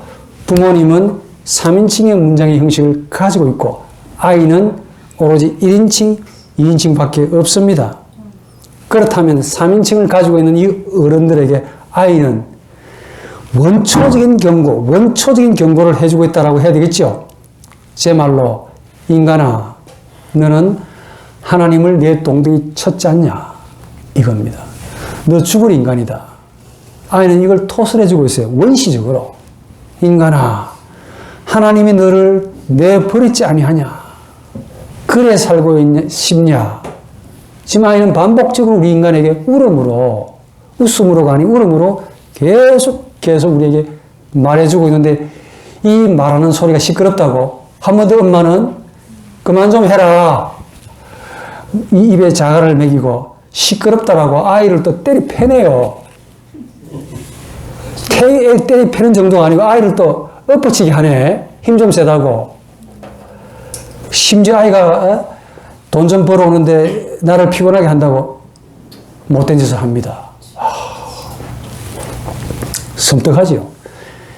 인간이 내가 하나님을 내 던져버리는 것도 섬뜩하고 하나님이 나를 내 던져버리는 것도 섬뜩하지 않습니까? 섬뜩합니다. 전율이 옵니다. 우리식으로 여기서 그냥 그러면은 그냥 좋게 지나면 안 되겠습니까? 하는 생각이 이제 들지요. 하나님도 힘들잖아요. 우리 인간도 힘듭니다. 하나님을 버리는 우리 인간도 힘드니까 또 이런 인간을, 이런 죄를 버리는 하나님도 얼마나 힘들겠습니까? 서로 힘드니까 우리 타협합시다. 라는 질문이 안 나오겠습니까? 그러니까 하나님이 나를 팽가치는 것도 싫고, 내가 하나님을 던져버리는 것도 너무 싫습니다. 타협 좀 합시다. 라는 질문이 나옵니다. 그렇죠? 인정하고 싶지 않지요? 인정하셔야 됩니다. 타협합니다. 거기서 종교가 나오는 거예요. 인간은 이점 때문에 타협하고 싶어서 종교를 만들었습니다. 놀랍게도 창세기 4장에 가인이 동생 아벨을 죽이고 나서 최초로 한 행위가 무슨 작업이었습니까? 성 쌓는 작업이에요. 눈으로 보이는 성을 쌓는데 내면적으로는 뭘 막을 쌓지요. 예? 막을 쌓지요. 담을 쌓습니다. 벽을 쌓습니다. 아버지 아담은 나무 뒤에 숨고 그 자식은 담을 쌓고 있어요. 훨씬 더 진보적이죠. 훨씬 더 이 진화론적으로 발전해 나갑니다. 눈으로 보는 성입니다. 그 성을 쌓는 마음을 들여다보면 종교를 만들고 있습니다. 너 동생 어디 있니? 라고 물으시는 그 하나님을 향해서 가인이 뭐라고 했습니까? 그 답이 진짜 가관입니다. 내가 동생 지키는 사람입니까? 이건 우리 한국식의 곱상한 표현이고 하도 험악하게 말을 할 수 없으니까 성경에서는 조금 더 이 말씨 좀 분위기를 살려가지고 이렇게 표현하면 이렇게 나올 것 같아. 내가 동생이나 지키고 있을 한갈 사람입니까? 요 말이고, 요 말을 우리 전라도 버전으로 말하면 어떻게 되겠습니까? 네? 전라도 버전으로 말하면, 나가 시방, 동생이나 지키는 일에 지금 한간 놈입니까? 라고 말하는 것과 너무 유사하죠. 하나님은 너 어디 있니? 여전히 너를 찾습니다. 너 동생 어디 있니? 이게. 그냥 죽였습니다. 라고 이실 잡고 하면 될 것 같은데, 나가 시방. 이 행위가 아비 아담에게 딱 물었던 하나님의 질문이고, 그 질문에 대한 답을 아담이 합니다. 너 어디 있니? 했더니, 들어 숨었습니다. 라고 하면 될 텐데, 나 여기 있습니다. 라고 하면 될 텐데, 두렵습니다. 겁납니다. 숨었습니다. 근데 그 자식이 또 뭐라고 말합니까? 내가 동생이나 지킬 한가한 사람입니까? 라고 항변하고 있습니다. 마르틴 루터는 이 본문을 아주 재미있게 해석을 합니다. 디스푸타티오 콘트라 데움, 하나님과의 논쟁. 가인과 아담이 하나님과 말씨름하고 있대요. 제가 묻고 싶은데 하나님과 말씨름하고 하나님과 말씨름해가 되겠습니까? 예? 되겠습니까? 안 되겠습니까? 답이 영 시원찮은데 하나님과 말씨름은 그 사람과 하십시오. 변호사, 판사, 검사 하십시오. 근데 생명의 하나님과는 기도해야 되지요. 부르짖어야지. 어째 말씨름 하냐고. 너 어디 있니? 여기 있습니다. 예수처럼 나오면 될 텐데. 어디 있니? 숨었습니다. 어디 있니? 나 시방 동생이나 이렇게 말씨름한다 이겁니다. 그 형벌이 하나님에게는 무궁무진한 겁니다. 이 탄식 고통이 신생아의 탄식으로 나온 거예요. 그 의미가 내 동댕이 쳤다 이겁니다. 하나님이 나를 갖다 내버린 거나 인간이 하나님을 갖다 내버린 겁니다. 둘 중에 하나라도 엄청 섬뜩하죠. 저나 여러분들이 한글을 말로 문장으로 만들 때마다 한글로 되어 있는 문장을 발설할 때마다 이 신생아이가 내뱉고 있는 이 탄식, 비탄, 고통을 기억하셔야 될 겁니다. 하나님이 나를 내팽가쳤거나 내가 하나님을 내팽가쳤거나 둘 중에 하나입니다. 이래도 섬찟하고 저래도 섬찟하죠. 타협이 없냐? 도대체 타협할 수는 없을까? 그래서 인간이 종교를 만듭니다. 나무 뒤에 숨는 거야. 하나님은 종교를 원하지 않습니다. 나무 뒤에 숨지 말라니까. 예수처럼 그냥 나오시면 됩니다. 심령이 가난하면 된다. 그냥 나오면 돼요. 하나님께 두 손 들고 나 죽이시든지 살리시든지 그냥 나오시면 되는데 안 나옵니다. 그래 놓고 내가 하나님을 향해서 뭔가를 거룩하게 해보려고 이 스스로를 위로하면서 성을 쌓습니다. 종교를 만듭니다. 우리 기독교는 종교가 아닙니다. 종교는 하나님과 인간과의 인간이 스스로 타협점을 찾은 거야. 그 타협은 우리에게는 타협입니다. 그런데 하나님은 타협했는지 아닌지 어떻게 합니까? 하나님에게 타협이 있습니까? 모르겠습니다. 타협은 우리가 하는 게 아닙니다. 우리가 하나님을 향해서 타협합시다 라고 해서 종교를 만들지요. 하나님이 우리에게 그래 타협하자라고 손 내시면 계시가 됩니다. 우리 기독교는 계시라고 합니다. 계시. 오펜바로 자기 자신을 열어가지고 우리에게 다 보여주시는 겁니다. 이 계시, 하나님의 말씀, 이 말씀을 믿는 가르침이 기독교 신앙이지요. 우리 기독교는 종교 생활 잘 하라고 주신 가르침이 아닙니다. 하나님께 나오셔야 돼. 자, 첫 번째 강의에서 실존되라 그랬죠. 이거보다 한 걸음 더 나오면 인격이 되는 겁니다. 예수의 아바처 나오세요. 그래야만이 구원을 받든지 싸대기를 맞든지 할 거 아닙니까? 나무 뒤에 숨는다. 내가 시방 가인, 내가 동생처럼 동생을 이런 식으로 나오게 돼서 종교를 만들거나 성을 쌓게 되면은 그 자체가 심판인 거예요. 구제받을 수 없는 저주입니다. 오늘 저는 여러분들에게 마지막 길만 남아 있는 거 아닌가 싶어요. 심판 외에 다른 길이 있겠습니까? 그렇다면 이 심판 앞에서 살 수 있는 유일한 길은 나오는 것밖에 없습니다. 내가 하나님 앞에 나왔음에도 불구하고 하나님이 심판하신다면 죽어야 되겠지요. 그러나 이런 나를 하나님이 만약에 불쌍히 여기신다면은 예수 안에서 우리를 예수와 동격인 아들로 여겨주신다는 거 아닙니까? 하나님은 제3지대가 없습니다. 회색지대가 없습니다. 뭐 아니면 또입니다. 까무치든지 살든지 죽든지 살든지 이거밖에 없어요. 지금 우리 사람들이 인간들이 간교해가지고 중간지대를 많이 놓습니다. 종교를 왜 만드냐고. 에? 땅 위에서 잘 살고 또 영생하고 싶다네. 욕심도 많네. 욕심이 너무 많아요. 하나님으로 오신 그 예수도 33년, 그 3년 생활은 아작에 나는 고통의 세월이었습니다. 우리 기독교의 본질로 하면 되돌아가는 은혜가 있기를 바랍니다. 신생아의 말과 예수의 아바를 곰곰이 묵상해 보면은 내가 도대체 누구냐? 내가 하나님 앞에 어떤 존재인가? 어떻게 서야 될 것인가가 답이 좀 보일 거라고 봅니다. 이런 은혜가 있기를 바랍니다.